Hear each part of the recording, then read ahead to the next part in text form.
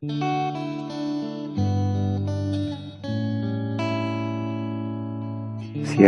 yang bilang kemiskinan itu nasib?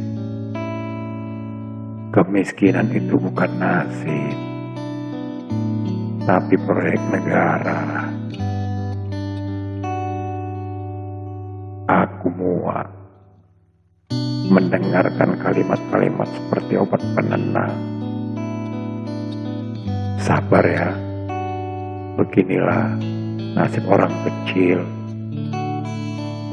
Seolah saja kalimat itu bijak, padahal itu cara halus supaya negara bebas dari tanggung jawabnya.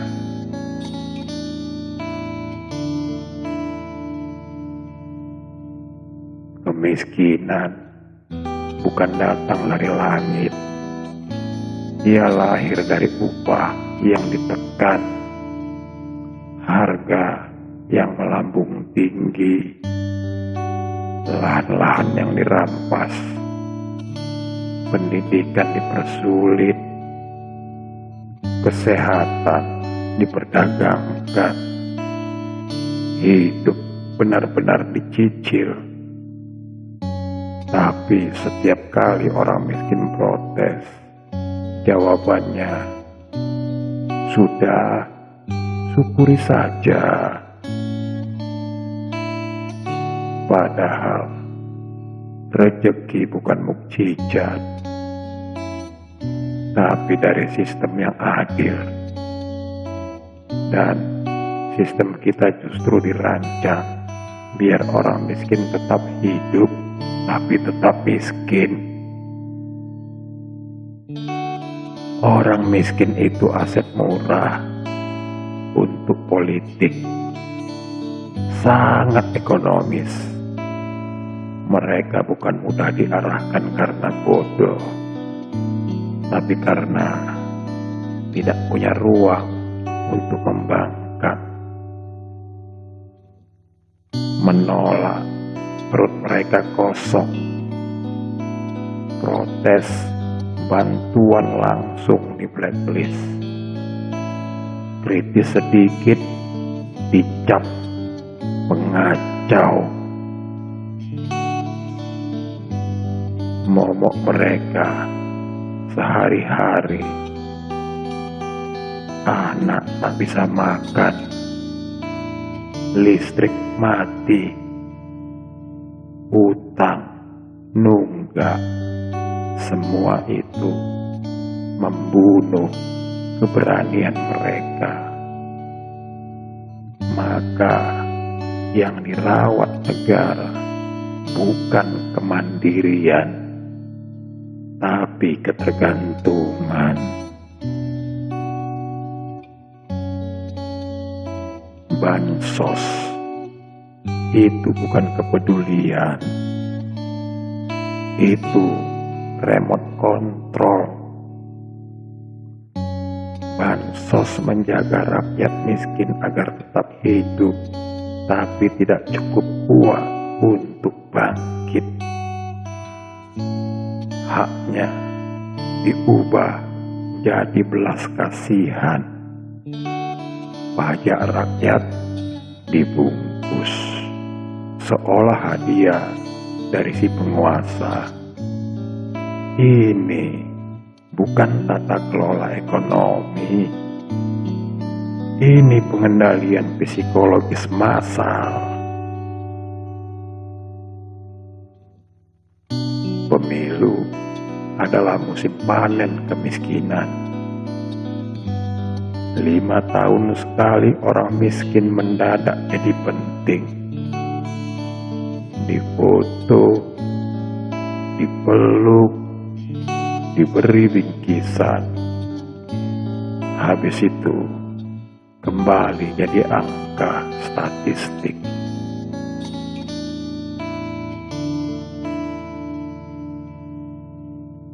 Sebab sistem membuat mereka lapar. Pilihan politik pun ikut lapar. Negara lebih takut kehilangan kekuasaan daripada menghapus kemiskinan. Bansos naik, tapi reforma agraria mandek. Kartel pangan aman, sawit ekspansi. Tambang melahap kampung. Karena kalau akar kemiskinan ini dicabut, yang rugi adalah para elit. Yang ditakuti mereka bukan orang miskin.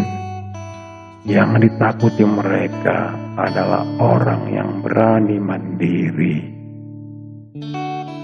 Begitu mereka mulai paham struktur, mulai berani menolak, status mereka naik dari masalah sosial jadi ancaman politik. Seketika negara berubah dari melindungi menjadi mengawasi.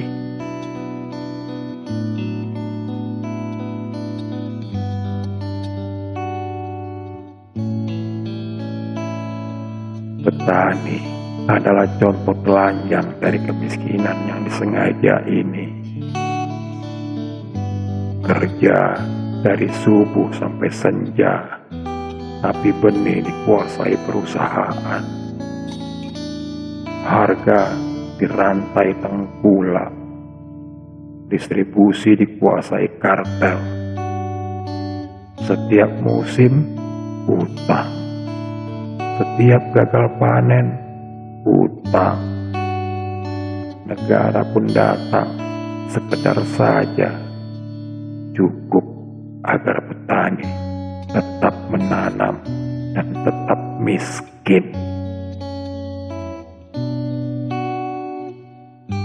Pendidikan dibuat tumpul supaya rakyat tetap tunduk. Anak diajarkan hafalan, bukan berpikir.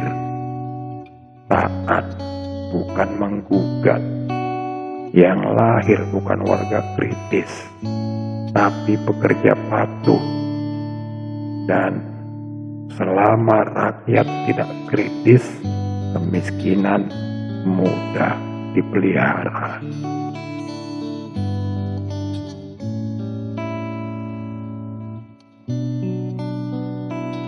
Media menangis karena kemiskinan ini, tapi jarang membongkar penyebabnya. Karena kalau sebabnya dibuka, nama besar ikut jatuh. Intinya, kemiskinan di Indonesia bukan mau dihapus, hanya mau dikelola, dijaga di level yang tidak meledak, tapi cukup besar untuk jadi alat politik.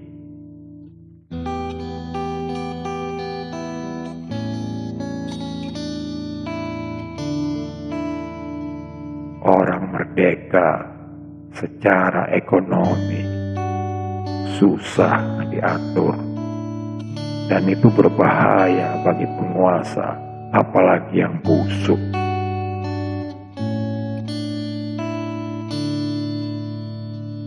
Tan Malaka sudah bilang, mereka tidak takut rakyat miskin. Mereka takut rakyat cerdas. Selama bansos lebih diagungkan daripada keadilan, jangan heran jika rakyat tetap miskin, elit tetap makmur, dan negara tetap pura-pura peduli. Merdeka!